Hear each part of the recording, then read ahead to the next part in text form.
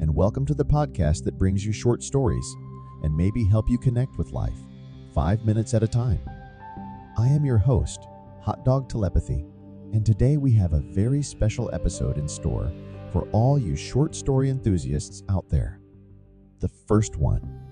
They don't come much more special than that. But before we dive in, I want to take a moment to remind you to subscribe or follow or like, or whatever you need to do to make sure you never miss an episode of our emotional journey through the world of short storytelling. Each episode is all about delivering entertainment and sometimes emotional and challenging content. We'll be telling short stories that not only captivate your imagination, but also tug at your heartstrings. We will no doubt have some stories that cover sensitive or triggering content. The intent is not to upset or distress people, but to tell stories of real-world situations that people are living though. If we can have empathy for the people in the story, we can have empathy for the people we meet in the street.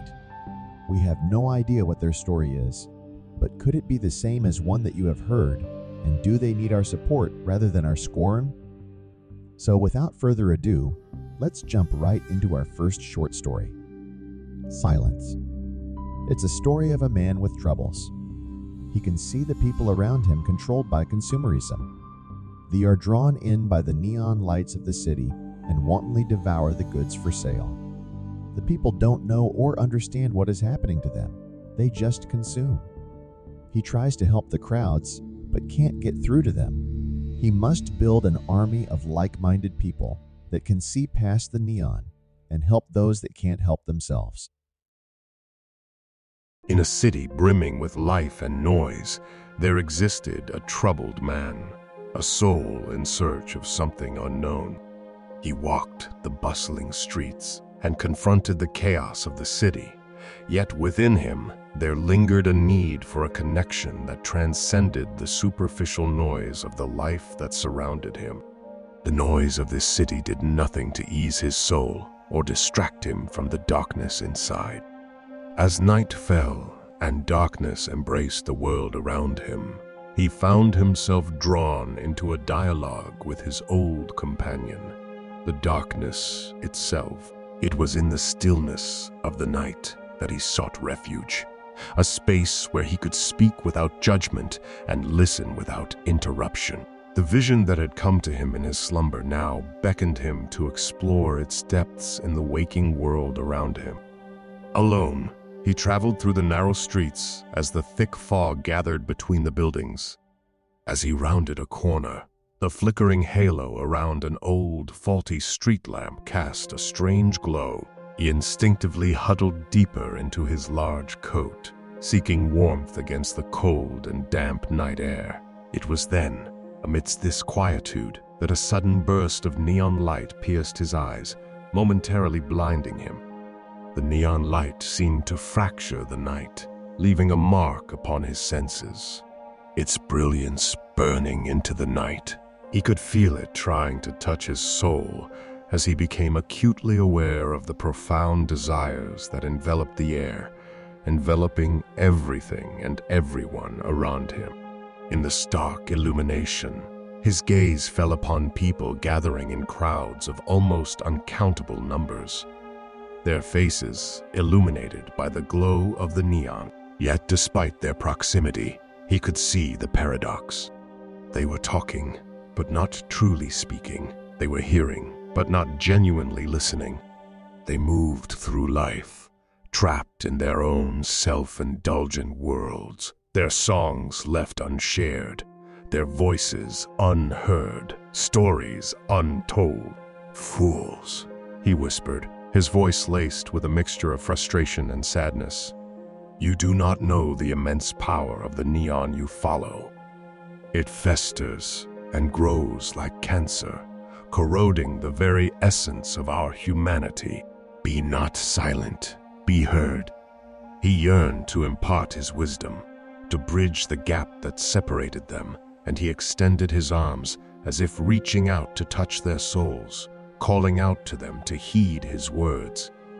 But alas, they did not. His words descended upon them like silence, dissipating into the void of indifference.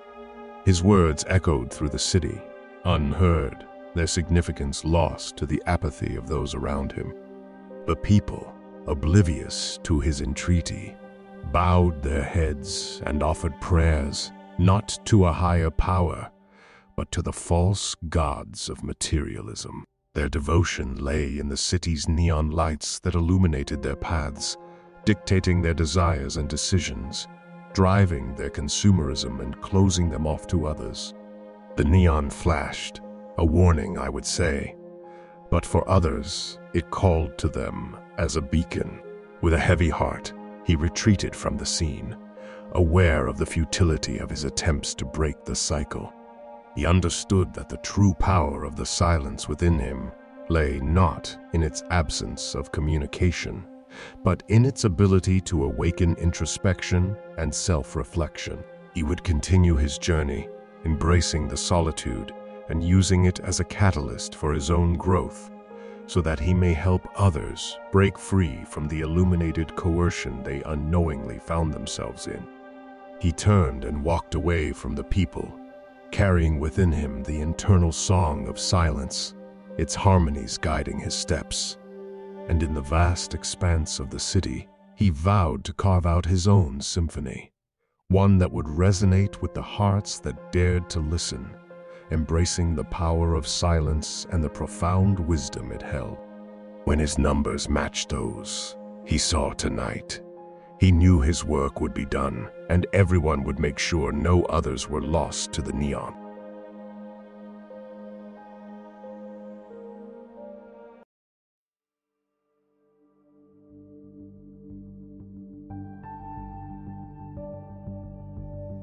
Thank you all for joining me on this journey today. I hope you enjoyed this episode. Remember, you can find more captivating short stories in our upcoming episodes. Make sure to follow us on your favorite podcast platforms, and if you loved today's episode, please leave us a review. Your feedback means the world to us and helps us continue bringing you the emotional content you crave. Until next time, stay connected, stay inspired, and keep embracing the power of storytelling. Thank you again for joining me today, and I'll catch you in the next episode.